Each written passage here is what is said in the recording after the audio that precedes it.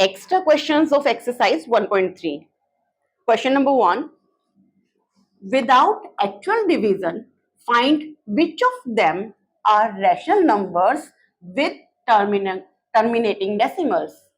देखो, कुछ फ्रैक्शंस हमें गिवन है, कुछ रैशनल नंबर्स हमें गिवन है. हमें विदाउट एक्चुअल डिवीजन बताना है कि ये सभी रैशनल नंबर्स टर्मिनेटिंग डेसिमल्स हैं या नहीं है. ठीक है ना. हमें एक्चुअली डिवाइड इनको नहीं करना है, डायरेक्ट बताना है कि वो टर्मिनेटिंग डेसिमल्स हैं या नहीं है. देखो, इस तरह के क्वेश्चंस को हम कैसे सॉल्व करेंगे. यहां पर हम जो p बाई क्यू की फ्रैक्शन में रैशनल नंबर्स गिवन हैं, इनका डिनोमिनेटर देखेंगे, मतलब इनका q देखेंगे. अगर q जो डिनोमिनेटर है उसके प्राइम फैक्टर्स 2 की पावर्स में हैं या फिर 5 की पावर्स में हैं या फिर 2 और 5 दोनों की ही पावर्स में हैं. अगर ऐसा है डिनोमिनेटर में, तो वो फ्रैक्शन जो है, वो रैशनल नंबर जो है, वो एक टर्मिनेटिंग डेसिमल होगा. देखो कैसे. If the prime factors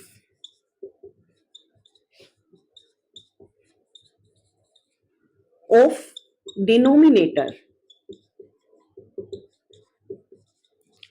are in the power of 2, या तो वो 2 की पावर्स में हो, और इन द पावर्स ऑफ 5, और both 2 and 5, power of both 2 and 5.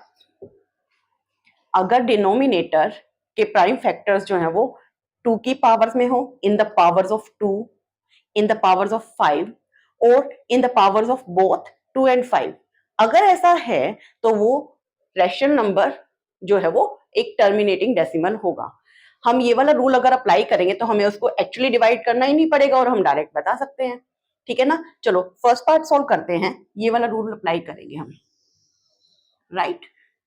अब देखो, न्यूमिनेटर को तो हम ऐसा का ऐसा रखेंगे क्योंकि हमें सिर्फ डिनोमिनेटर को ही चेक करना है कि वो 2 और पावर 5 की पावर्स में है या नहीं है. 80 के हम प्राइम फैक्टर्स डायरेक्ट लिख लेंगे. 2 इंटू 2 इंटू 2 इंटू 5. तो यहां पर देखो, जो डिनोमिनेटर के फैक्टर्स हैं वो या तो 2 की पावर्स में है या फिर 5 की पावर में है ना. 13 divide by 2 raised to power 3 into 5 raised to power 1. So this is a terminating decimal. क्योंकि ऐसा हमारा रूल अप्लाई हो रहा है ना, this is a terminating decimal. तो आंसर हो जाएगा terminating. ठीक है. चलो सेकंड पार्ट पर आते हैं. न्यूमिनेटर को तो हम ऐसा कैसा रखेंगे एज इट इज, उसको हमने छेड़ना ही नहीं है. 24 के हम प्राइम फैक्टर्स कर लेंगे. तो क्या हो जाएंगे,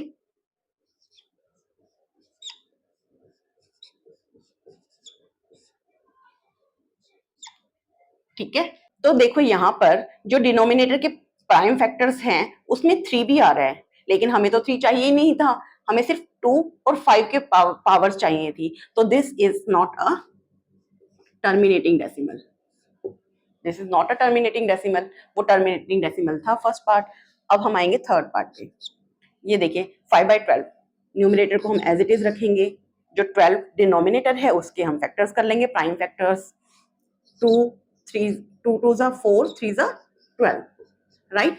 तो देखो फिर से देखो, जो डिनोमिनेटर है उसमें क्या क्या फैक्टर्स आ रहे हैं, 2 raised to power 2 into 3 raised to power 1.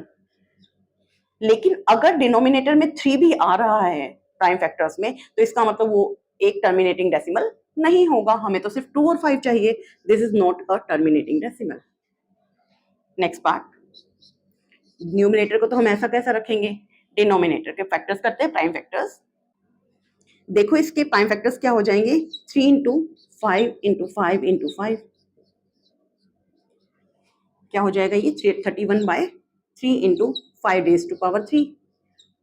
Denominator में जो है वो 5 की पावर्स में तो है, लेकिन साथ में 3 भी है और 3 हमें नहीं चाहिए था, हमें तो सिर्फ 2 और 5 की पावर्स में चाहिए था. So this is not a terminating decimal.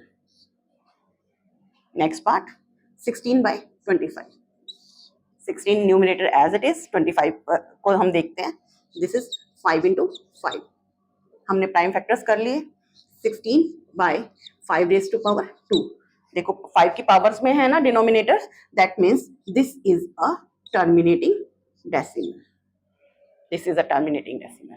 तो देखो अगर हमें एक्चुअली डिवाइड नहीं करना है और हमें डायरेक्ट बताना है कि वो रैशनल नंबर्स जो हैं वो टर्मिनेटिंग डेसिमल है या नहीं है, तो हम इस तरह से ये वाला रूल अप्लाई करेंगे और उसको सॉल्व कर देंगे। Question number 2, express 2.36 bar plus 0.23 bar as a fraction in the simplest form। चलो इसको कैसे सॉल्व करेंगे हम, देखो 2.36 के ऊपर बार है और 0.23 और पॉइंट के बाद जो 23 है उसके ऊपर भी बार है, इन दोनों की एडिशन और उसको हमें सिंपलेस्ट फॉर्म में बताना है। तो देखो यहाँ पर हमारे लिए आसान चीज क्या हो गई कि जो डेसिमल के बाद पहले ही दोनों डिजिट्स हैं उनके ऊपर बार है, और यहाँ भी डेसिमल के बाद जो पहले ही दोनों डिजिट्स हैं उनके ऊपर बार है, तो हम इनको डायरेक्ट ऐड कर सकते हैं। लेकिन अगर ऐसा नहीं होता, कि अगर बार किन्हीं अलग डिजिट्स पर होता, यहाँ पर भी कुछ अलग डिजिट्स पर होता, मतलब एक डिजिट पर होता या 3 डिजिट्स पर होता या किन्हीं अलग डिजिट्स पर होता, पहले ही दोनों डिजिट्स पर ना होता, तब हमें इसको अलग तरीके से सॉल्व करना पड़ता। पर यहाँ पर तो ये क्वेश्चन बहुत इजी हो गया। तो देखो पहले हम इन दोनों को ऐड कर लेंगे, हम डायरेक्ट ऐड कर सकते हैं केस के अकॉर्डिंग,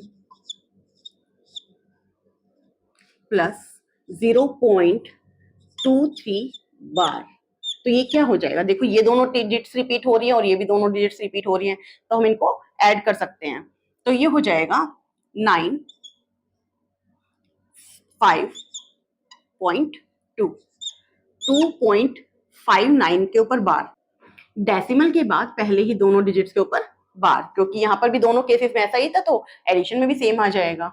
अब हमें 2.59 बार को सिंपलेस्ट फॉर्म में कन्वर्ट करना है, फ्रैक्शन की फॉर्म में। अब हम इसको सॉल्व करते हैं।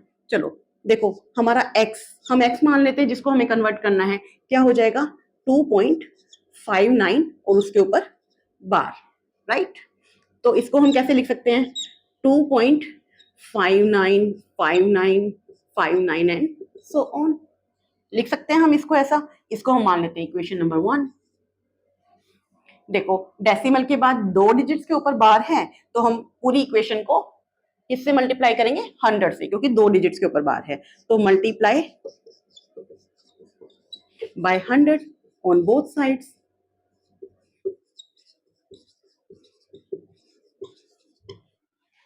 क्या आ जाएगा, जब हम लेफ्ट साइड को 100 से मल्टीप्लाई करेंगे तो 100x हो जाएगा, और जब हम राइट साइड को 100 से मल्टीप्लाई करेंगे तो क्या हो जाएगा, डेसिमल 2 प्लेसेस राइट शिफ्ट हो जाएगा, means it will become 259.5959 and so on, and this is equation 2. Subtract equation 1 from 2. Subtract equation 1 from equation 2. We get, क्या मिल जाएगा हमें, देखो पहले हम लेफ्ट साइड्स को सब्ट्रैक्ट करेंगे, तो क्या हो जाएगा 100x माइनस x, कितना बन जाएगा 99x, राइट। अभी देखो राइट साइड्स को हम सब्ट्रैक्ट करेंगे, राइट साइड ये वाली है सेकंड इक्वेशन की और फर्स्ट इक्वेशन की ये है। जब हम इसमें से इसको सब्ट्रैक्ट करेंगे तो देखो डेसिमल के बाद वाला पार्ट, यहाँ पर भी डेसिमल के बाद वाला पार्ट दोनों सेम है, तो वो तो आपस में कैंसिल आउट हो जाएंगे, 0 बन जाएगा। अब हमारे पास रहा 259 minus 2, right, this will become 257 after subtracting, right। तो देखो x क्या हो जाएगा फिर 257 डिवाइड बाय 99 बन जाएगा ना। x की वैल्यू मिल गई हमें फ्रैक्शन में और x की वैल्यू हमने पहले डेसिमल्स में ली थी, तो अब देखो 2.59 बार को हम क्या लिख सकते हैं 257 बाय 99, ये किसके इक्वल हो जाएगा, x की वैल्यू क्या ली थी हमने पहले 2.59 bar, and this is the answer। और ये देखो ये सिंपलेस्ट फॉर्म में भी है, हम इससे ज्यादा इसको और डिवाइड नहीं कर सकते। सिंपलेस्ट फॉर्म का क्या मतलब था कि इससे ज्यादा हम इसको और किसी भी कॉमन मल्टीपल से डिवाइड नहीं कर सकते, है ना। And this is the answer. Next question, express in the form of p by q this, express this in the form of p by q। देखो 0.38 बार प्लस 1.27 बार, इसको हमें p by q की फॉर्म में कन्वर्ट करना है। ऐसा ही same question हम पहले कर चुके हैं ना, अभी हमने किया है, तो ये क्वेश्चन आपके लिए होमवर्क रहेगा। दिस इज योर होमवर्क, आप इसको खुद से सॉल्व करेंगे। Question number 4, right which type of decimal expansions these fractions are. हमें जो फ्रैक्शंस गिवन हैं हमें बताना है वो किस टाइप की डेसिमल एक्सपेंशंस हैं, कि वो टर्मिनेटिंग है या रेकरिंग है। तो चलो हम इन फ्रैक्शंस को हम एक्चुअली डिवाइड करेंगे, लॉन्ग डिवीजन मेथड यूज करना पड़ेगा। करते हैं, हम फर्स्ट पार्ट को सॉल्व करते हैं। 261 बाय 400, तो 261 बन जाएगा डिविडेंड और 400 बन जाएगा डिवाइजर, है ना। चलो करते हैं डिवाइड इसको। पहले ही हमारे पास डेसिमल लग जाएगा ना, क्योंकि डिविडेंड जो हमारा डिवाइजर से छोटा है। तो चलो करते हैं, और यहाँ पर भी एक जीरो लग जाएगी, तो ये क्या बन गया 2610। तो हम इसको डिवाइड करेंगे 4 6 24 2400, रिमाइंडर क्या बच जाएगा 210 0 0, क्या बन गया रिमाइंडर 2100, है ना। जीरो लगा दी हमने और एक नीचे उतार भी ली, तो अब ये किस पे जाएगा 5 पे, 2000 हो जाएगा। 400 इंटू 5 इज 2000, रिमाइंडर इज 100, फिर से जीरो लग जाएगी, नीचे जीरो आ जाएगी। अब देखो अब किस पे डिवाइड कर सकते हैं हम 2 से, 400 2 ज़ा 800, द रिमाइंडर इज 200, यहाँ पर फिर से जीरो लग जाएगी, यहाँ पर जीरो लग जाएगी, फिर क्या किससे डिवाइड करेंगे हम 5 से, 400 5 ज़ा 2000, द रिमाइंडर इज 0। अगर रिमाइंडर 0 हो गया मींस कंप्लीट डिवाइड हो गया, ये एंड हो रहा है। तो ये हमारी जो डेसिमल एक्सपेंशन है, क्या आया हमारा quotient 0.6525, and this is a terminating decimal because the remainder is 0 here. The answer is terminating decimal। ठीक है, हमने लॉन्ग डिवीजन मेथड से इसको सॉल्व कर दिया। This is a terminating decimal, हमसे डेसिमल एक्सपेंशन पूछा गया था ना किस टाइप की है, हमने बता दिया। नेक्स्ट पार्ट 2 इंटू 5/12 है ना, ये एक मिक्स्ड फ्रैक्शन है, तो इसको हम कैसे सॉल्व करेंगे, इसको हम कैसे लिख सकते हैं 2 + 5/12, ऐसा लिख सकते हैं ना हम। तो देखो 2 तो इंटीजर है ही, जो फ्रैक्शन है हमारा हम इसको डेसिमल एक्सपेंशंस में कन्वर्ट कर लेंगे by using long division method. तो पहले हम 5/12 जो फ्रैक्शन है उसको करते हैं सॉल्व लॉन्ग डिवीजन मेथड से। देखो 5 बन गया डिविडेंड, क्योंकि वो न्यूमरेटर था, और 12 हो जाएगा हमारा डिवाइजर। अब पहले ही डिवाइड नहीं हो रहा तो सबसे पहले ही डेसिमल लग जाएगी ना डेसिमल, और यहाँ पर हो जाएगा एक जीरो लगा देंगे हम डेसिमल लगा के, तो ये क्या बन गया 50, 12 4 ज़ा 48, रिमाइंडर इज 2, 0 0 हो जाएगा, 12 1 ज़ा 12, रिमाइंडर इज 8, 0 लग जाएगा, 0 यहाँ उतर जाएगा, 12 6 ज़ा 72, 8 रिमाइंडर, फिर से 0 लग जाएगा, फिर से ये जाएगा, 12 6 ज़ा 72, फिर से 8 आ जाएगा, फिर से हम 0 लगा देंगे, फिर से हम 0 नीचे उतार देंगे, 6 फिर से रिपीट होता रहेगा क्वोशंट में, है ना। तो 6 जो है वो रिपीट हो रहा है, राइट, और हमारा रिमाइंडर 0 नहीं आ रहा, तो इसका मतलब ये रेकरिंग डेसिमल है क्योंकि 6 रिपीट हो रहा है। ओके, तो अब हमने जो 5/12 की वैल्यू क्या निकाली है, ये वाली, तो हम इस पे पुट कर देंगे 2 तो पहले ही था, प्लस 5/12 की वैल्यू हम पुट कर देंगे 0.41, एंड 6 इज रिपीटिंग, 6 के ऊपर आ जाएगा बार, ठीक है ना।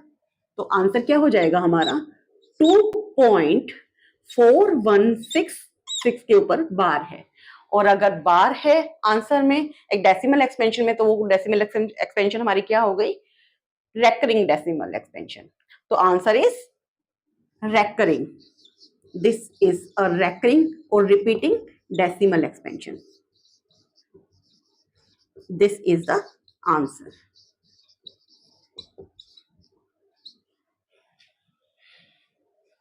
Question number 5. Express the decimals in the form of p by q, where p and q are integers and q is not equal to 0. देखो हमें दो डेसिमल्स दिए गए हैं, दोनों ही डेसिमल्स जो है वो रेकरिंग हैं, रिपीटिंग डेसिमल्स हैं. उनको हमें p by q की फॉर्म में लिखना है, जहां पर p और q दोनों ही इंटीजर्स हैं और q 0 नहीं है. दैट मीन्स डिनोमिनेटर 0 नहीं होना चाहिए हमारा. चलो हम पहला पार्ट सॉल्व करते हैं. इस तरह के क्वेश्चंस को हम कैसे सॉल्व करेंगे? देखो फर्स्ट पार्ट को आंसर. पार्ट 1 क्या है हमारे पास? नंबर 0.407 बार. देखो यहां सिर्फ 7 के ऊपर बार है, तो हम इसको कैसे लिख सकते हैं? 0.40777 ही तो रिपीट हो रहा है ना सिर्फ.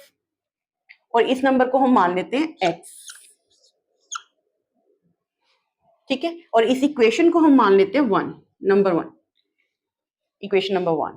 अब देखो जो हमारे पास नंबर है ना, नंबर को हमने इस तरह से लिख लिया, वहां पर आफ्टर डेसिमल सिर्फ एक ही डिजिट ऐसा है जो रिपीट हो रहा है. सिर्फ एक ही डिजिट ऐसा है जो रिपीट हो रहा है, तो हम क्या करेंगे? इस पूरी इक्वेशन को 10 से मल्टीप्लाई कर लेंगे. तो multiply by 10 on both sides of equation 1. करें हम 10 से मल्टीप्लाई. लेफ्ट साइड को 10 से मल्टीप्लाई करते हैं, 10x बन जाएगा, है ना. x 10x बन जाएगा. अब ये जो राइट साइड है इसको 10 से मल्टीप्लाई करेंगे तो डेसिमल जो है वो एक प्लेस राइट शिफ्ट हो जाएगा. तो क्या बन जाएगा हमारा ये नंबर? 4.0777 and so on. इसको मान लेते हैं हम अपनी equation number 2. Now subtract equation 1 from 2. Subtract equation 1 from 2. We gate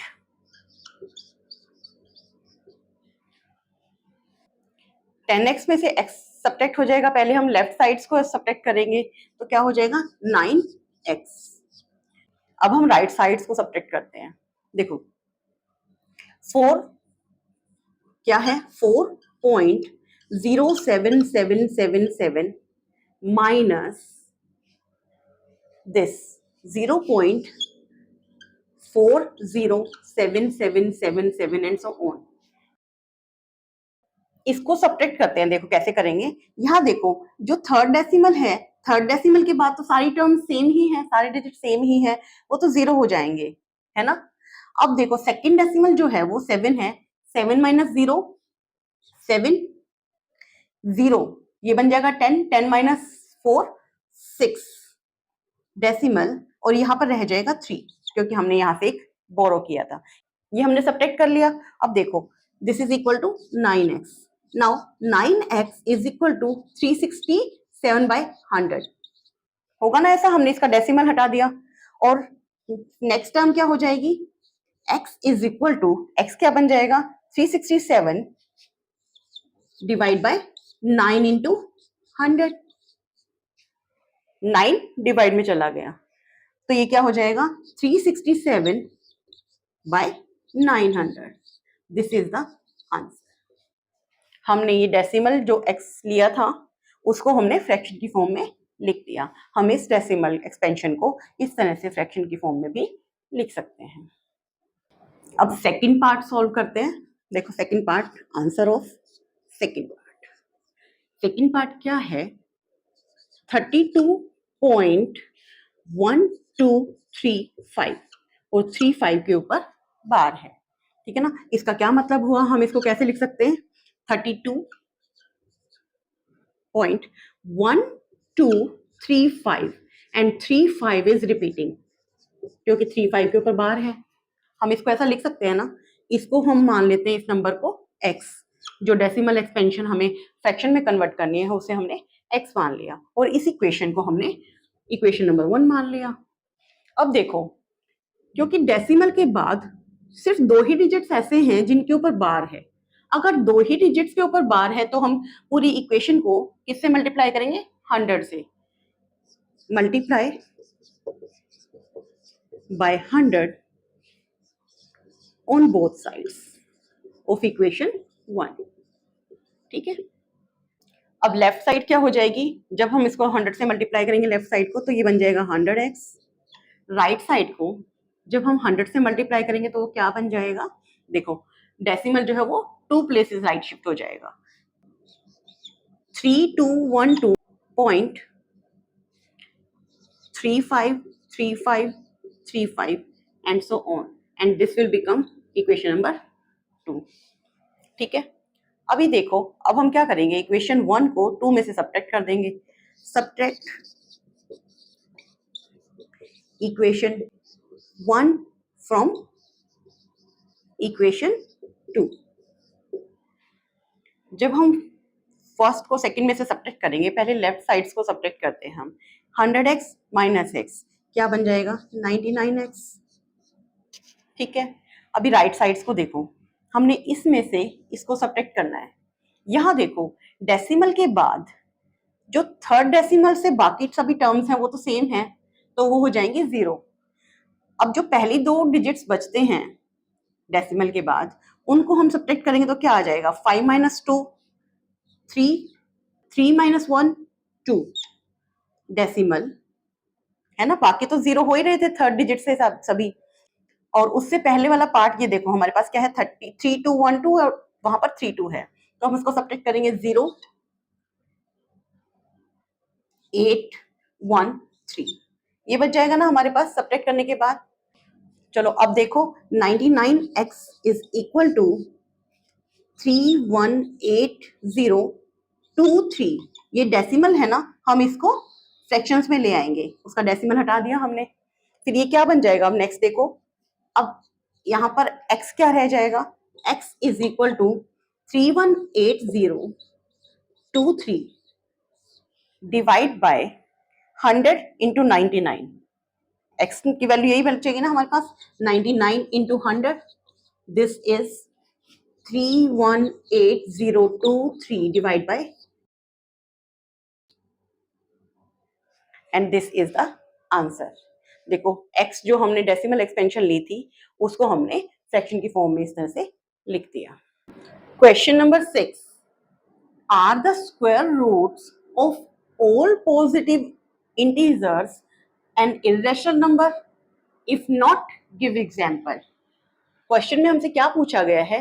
क्या सभी पॉजिटिव इंटीजर्स के स्क्वायर रूट जो है वो इरेशनल होते हैं? और अगर ऐसा नहीं है तो एग्जांपल दीजिए। देखो, इसका आंसर क्या होगा? देखो, सभी पॉजिटिव इंटीजर्स के स्क्वायर रूट इरेशनल नंबर नहीं हो सकते हैं। ऐसा कैसे है? पहले एग्जांपल देखते हैं हम। एग्जांपल देखो,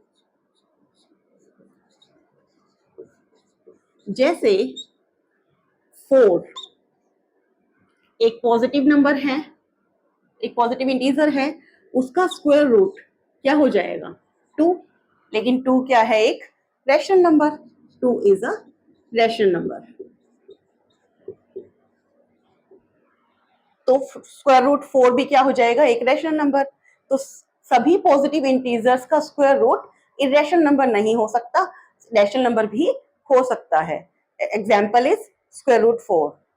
ऐसे ही एक और एग्जाम्पल हम ले लेते हैं, से स्क्वायर रूट 9। देखो, 9 is a positive integer and the square root of 9 is 3, right? And 3 is a rational number. 3 तो एक rational number है ना ऐसा? Square root of 9 is not an irrational number. This is a rational number. So what is the conclusion? The conclusion is the square root of all positive integers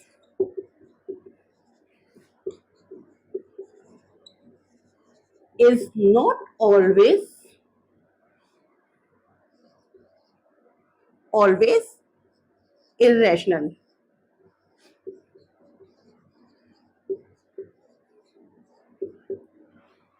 ठीक है ना, this is the conclusion कि सभी positive integers का square root हमेशा ही irrational नहीं होगा, कभी कभी वो रैशनल भी हो सकता है। In case where the positive integers are the perfect squares, ऐसे केसेस में वो रैशनल नंबर हो जाएगा, हमेशा वो इरेशनल नंबर नहीं होगा। The square root of all positive integers is not always an irrational number. ठीक है, next question, are the cube roots of all positive integers an irrational number? If not, give example. क्या सभी positive integers के जो cube roots हैं वो irrational number होंगे? और अगर ऐसा नहीं है, if not then give example, तो एग्जांपल दीजिए। देखिए, इस ऐसा ही सेम क्वेश्चन हम ऊपर कर चुके हैं ना, यही सेम क्वेश्चन था, तो ये वाला क्वेश्चन जो है आपके लिए होमवर्क रहेगा। This question is homework for you, ये वाला क्वेश्चन आप खुद से सॉल्व करेंगे। ठीक है, question number 8, identify the following as rationals और irrationals, give decimal expansion of rational numbers. हमें कुछ नंबर्स गिवन हैं और हमें बताना है कि वो रैशनल नंबर्स हैं या फिर इररेशनल नंबर्स हैं, और अगर वो रैशनल नंबर्स हैं तो उनकी डेसिमल एक्सपेंशन भी बतानी है। ठीक है, चलो सॉल्व करते हैं। पहले हम इसको चेक करेंगे। First part, square root 4। देखो स्क्वायर रूट 4 क्या हो जाएगा, 2 है ना, ऐसा स्क्वायर रूट 4 की वैल्यू 2 हो जाएगी, और 2 क्या है, वो एक रैशनल नंबर है, रैशनल नंबर है ना। और अगर वो एक रैशनल नंबर है तो हमें उसकी डेसिमल एक्सपेंशन भी बतानी होगी। तो 2 को हम डेसिमल एक्सपेंशन में क्या लिख सकते हैं, 2.0 ऐसा लिख सकते हैं ना। Second part, square root of 1.44। तो देखो इसकी वैल्यू क्या हो जाएगी, 1. इसका स्क्वायर रूट क्या हो जाएगा, 1.2 हो जाएगा ना। ठीक है, तो देखो 1.2 क्या है, वो एक रैशनल नंबर है ना। 1.2 वो है, वो एक रैशनल नंबर है, उसकी डेसिमल एक्सपेंशन तो हमने पहले ही बता दी। Next part, minus square root 64।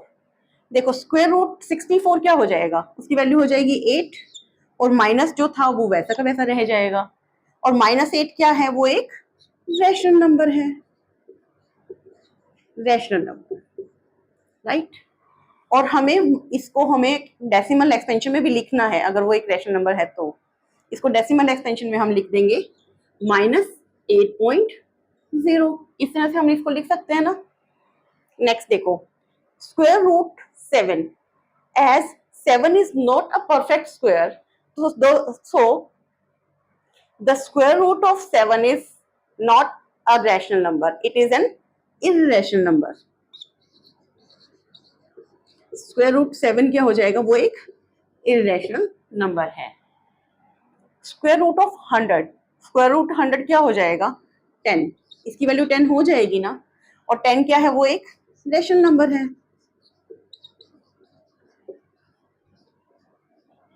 और अगर हमें कहा गया है कि इसको डेसिमल एक्सपेंशन में भी लिखना है तो हम लिख देते हैं 10 को हम क्या लिख सकते हैं, 10.0 लिख सकते हैं ना हम इसको। Next, square root 21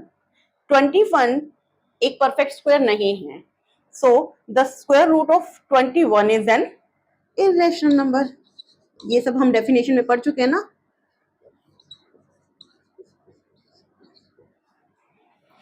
square root 361, देखो 361 एक परफेक्ट स्क्वायर है, ये 19 का स्क्वायर है ना, तो square root of 361 will be 19, the answer is 19 and 19 is a rational number. और अगर हमें इसको डेसिमल एक्सपेंशन में भी लिखना हो तो हम कैसे लिखेंगे, 19 को हम 19.0 लिख देंगे। Question number 9, identify the following as rationals और irrationals and give decimal expansions of rational numbers. हमें कुछ नंबर्स गिवन हैं, हमें बताना है कि वो रैशनल नंबर्स हैं या इररेशनल्स हैं, और अगर वो रैशनल नंबर्स हैं तो हमें उसकी डेसिमल एक्सटेंशंस भी बताने हैं। यहाँ पर हमें जो वेरिएबल्स गिवन है इक्वेशंस में a b c x y z, हमें इनकी वैल्यूज बतानी है। ठीक है, चलो इनको सॉल्व करते हैं। फर्स्ट पार्ट को सॉल्व करते हैं। फर्स्ट पार्ट क्या है, ए स्क्वायर इक्वल टू 5। यहाँ पर हम ए की वैल्यू निकालते हैं तो क्या हो जाएगी, A is equal to square root 5, है ना। And 5 is a positive integer but it is not a perfect square, so the square root of 5 is an irrational number। तो ये क्या हो जाएगा, irrational number। a की वैल्यू स्क्वायर रूट 5 है और वो एक irrational number है। ठीक है, सेकेंड पार्ट को सॉल्व करते हैं। b square equal to 9। यहां पर देखो b की वैल्यू क्या हो जाएगी, स्क्वायर रूट 9, और स्क्वायर रूट 9 की वैल्यू क्या होती है, 3, और 3 क्या है, एक रैशनल नंबर, तो ये हो जाएगा एक rational number. So b is a rational number. ठीक है, और अगर हमें 3 को डेसिमल एक्सपेंशंस में भी लिखना होगा तो हम कैसे लिखेंगे, 3.0। Third part, c square equal to 0.04। हमें यहाँ पर c की वैल्यू बतानी है।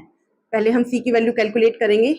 c इज इक्वल टू क्या हो जाएगा, स्क्वायर रूट ऑफ 0.04, राइट। और इसका स्क्वायर रूट निकालेंगे तो हम क्या हो जाएगा, 0.2, ये हो जाएगा ना। और 0.2 है वो एक रैशनल नंबर है। और डेसिमल एक्सपेंशन में हम उसको पहले ही बता चुके हैं। नेक्स्ट फोर्थ पार्ट, यहां पर हम x की वैल्यू निकालेंगे। X square equal to 3। तो देखो यहां पर x की वैल्यू क्या हो जाएगी, square root 3, and 3 is not a perfect square, so the square root of 3 is an irrational number. This is irrational। y square equal to 27। चलो इसको करते हैं। तो y की वैल्यू क्या हो जाएगी, y equal to square root of 27। तो देखो 27 is not a perfect square, so the square root of 27 is an irrational number।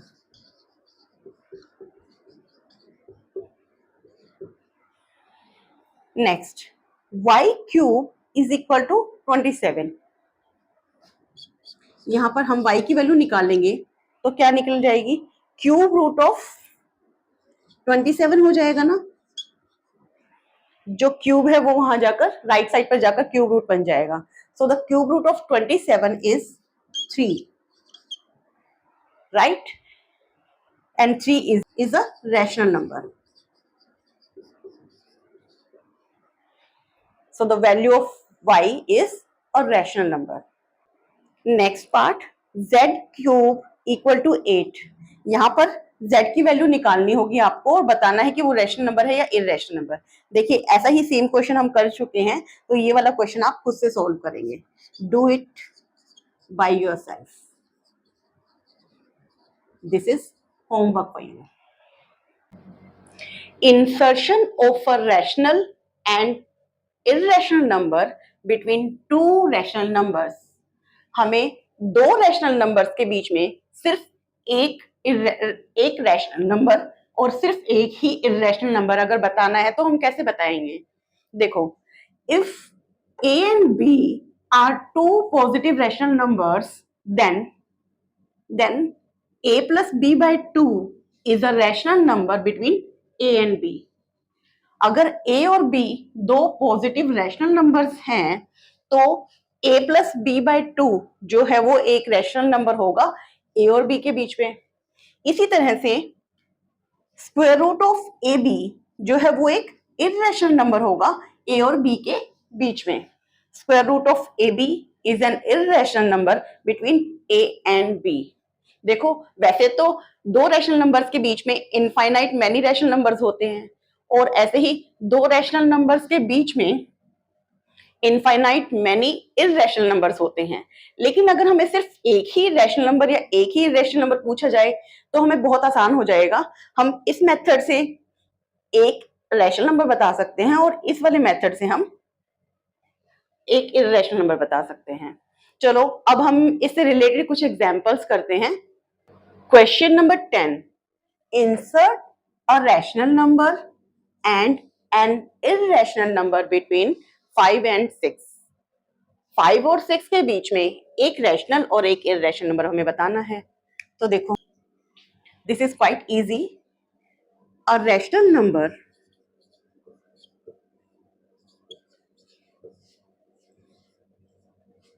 between 5 and 6 is equal to 5 plus 6 by 2। Average method use कर लेंगे हम, है ना। हमें दो रैशनल नंबर्स के बीच में एक रैशनल नंबर निकालना है, तो हम एवरेज मेथड यूज करेंगे और बड़ी आराम से निकाल देंगे। 11 by 2, this is 5.5। 5.5 is a rational number between 5 and 6। अब हम निकालेंगे irrational number। An irrational number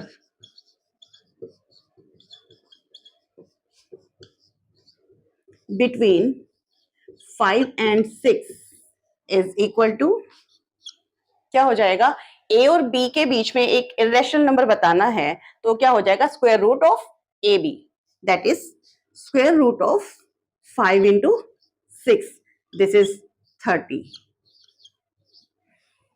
Square root 30 is an irrational number between 5 and 6।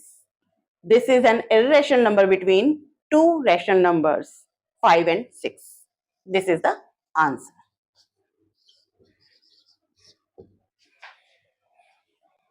Question number 11, insert a rational number and an irrational number between 2 and 2.5।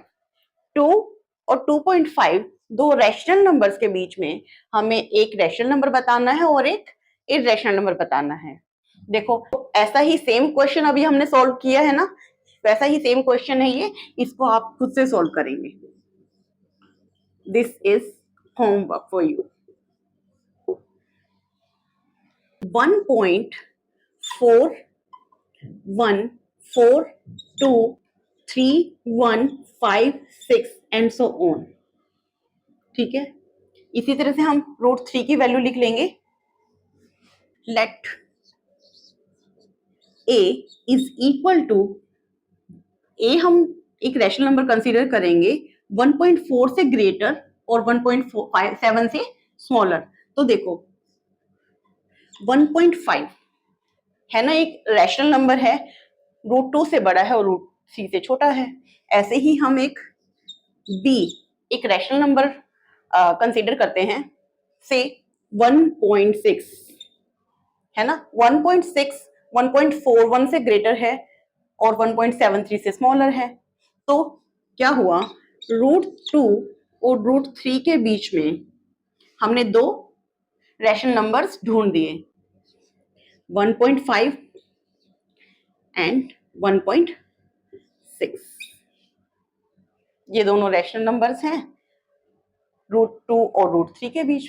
हमसे यही पूछना गया, and a and b are also rational numbers.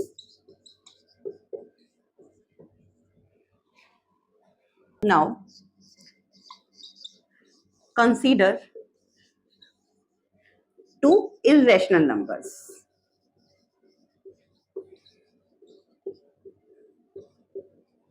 A and B। A, first number A। देखो, इन दोनों के बीच में हमें एक इरेशनल नंबर बताना है, हम जो कि इससे ग्रेटर हो 1.41 से और 1.73 से छोटा हो। तो देखो 1.50 500 50005 एंड सो ऑन, ये एक इरेशनल नंबर है ना उन दोनों के बीच में। इसी तरह से हम एक B फाइंड आउट कर लेंगे, 1.606006006 एंड सो ऑन। ये भी एक इरेशनल नंबर है, रूट 2 और रूट 3 के बीच में, इससे ग्रेटर है और इससे स्मॉलर है। यही हमें बताना था, दो इरेशनल नंबर बताने थे उन दोनों के बीच में। तो हम लिख सकते हैं रूट 2 और रूट 3 के बीच में A और B जो है वो दो इरेशनल नंबर हमने बता दिए। These are irrational numbers.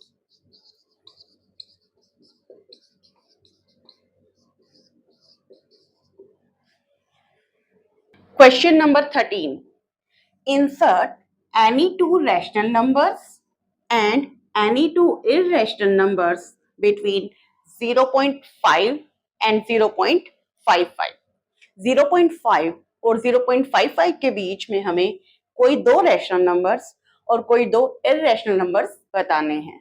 देखो ऐसा ही सेम क्वेश्चन हमने अभी सॉल्व किया है ना, इसीलिए ये वाला क्वेश्चन आप लोगों के लिए होमवर्क रहेगा। आप इसको खुद से सॉल्व करने का ट्राई करो। Question number 14.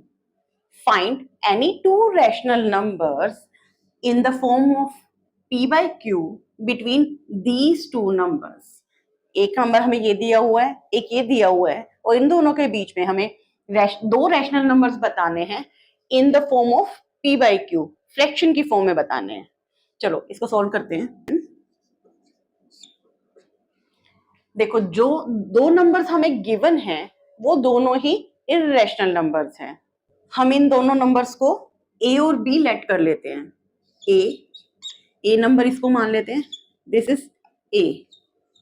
3 4 3 4 4 3 4 4 4 3 and so on. ये एक इररेशनल नंबर है। ऐसे ही दूसरा भी इररेशनल नंबर है, उसको हम b मान लेंगे। 0.363663663 एंड सो ऑन। हमें इन दोनों के बीच में दो रैशनल नंबर्स बताने हैं, वो भी p by q की फॉर्म में। चलो हम करते हैं लेट एक नंबर c कंसीडर हम कर लेते हैं। देखो इससे बड़ा होना चाहिए और इससे छोटा होना चाहिए, है ना। a और b के बीच में लाई करना है ना हमारा रैशनल नंबर।